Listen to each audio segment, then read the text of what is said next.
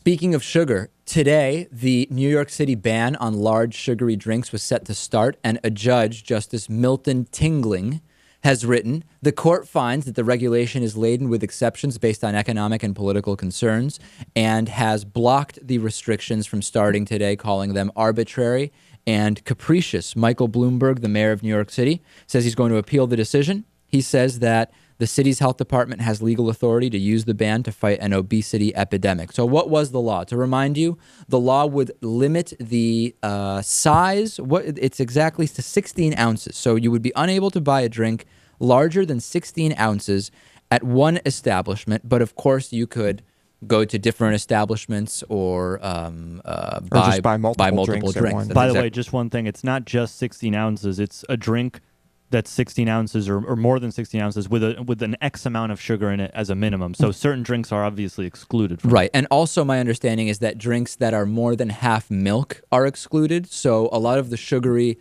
latte type drinks from Starbucks and Dunkin' Donuts could also be excluded. They are, of course, arguing that they are because they claim that they are more than half milk. Of course, does the milk have aspartame in it, and does that drop it below the 50%? We may never know, Louis, depending on that petition. Well, that's not technically sugar, right? That's right. Yeah, it's also not really sugar. No, but do artificial sweeteners count in this sugar ban? I don't know. Good question. Corn syrup does. High fructose corn syrup does. I think it's the amount of sugar grams. I don't think it matters what the source of it is. Well, technically, it's not sugar. Technically, when you're drinking something that's artificially sweetened, you aren't consuming sugar. No, but it is in the back. You would see under carbohydrates that it has a huge amount of sugars. No, you wouldn't. Not when it's a sweetener. You wouldn't. No. That doesn't exist. It's tricking you into thinking it's sweet, but it's not sugar. Ah, okay. Yeah. No, well, that's even with high fructose corn syrup. No, that is sugar. That one is. That okay, is sugar. Very good. But the artificial. Right. So the this fake applies. Stuff, the sucralose. That's right. Yeah. You're exactly right. So this applies to sugar and high fructose corn syrup, but not to the artificial sweeteners because those would not be. You're absolutely right. Right. Yeah. Right. So I think that we have a situation in New York where 60% of New York adults and 40% of school children are overweight or obese. And then the question becomes, yes, this is a problem, but is this a nanny state type of thing where the government is dictating everything? We've seen countless accusations from critics that, listen, this is a nanny state. This is not, people can make decisions on their own. If they want to have gallons of sugar, that's fine. And the criticism that this is going to disproportionately affect minority-owned businesses that sell these types of drinks in minority areas. Natan, to you first. Agree, disagree with the ban? I'm not sure, mainly because I just don't get whether it's going to be effective. In other words, I don't think it's really a nanny state intrusion. Basically, you're just saying our priorities are so out of whack. If you really want 32 ounces of a drink with tons of sugar in it, buy two 16-ounce cans. Right. It's basically a signal to people that they need to pay more attention to what they're putting in their bodies without saying that you can't actually have 32 ounces. You can.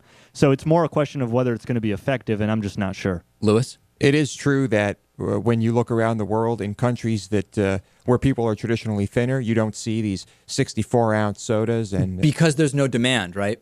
Well, right. But, I don't think that this is going to solve the problem. I am against this ban. I think education and, higher quality food in schools and restaurants and stores, things like that is smarter. Should sodas be available in schools? Well, if it comes as part of a school lunch, I would say no. But should there be soda machines? A vending machine?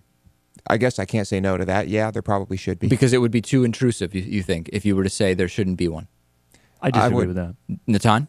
No, I think in a school district, it's really the local community that should determine what they want for their kids. I don't think it has anything to do with government intrusion. It's just what do we want.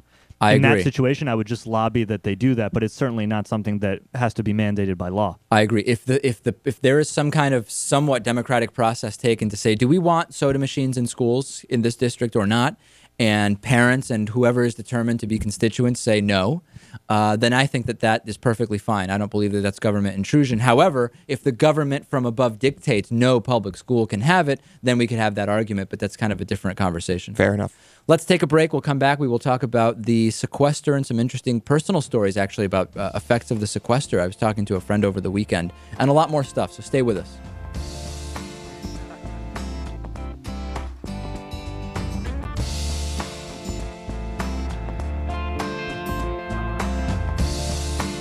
The David Pakman Show at davidpakman.com.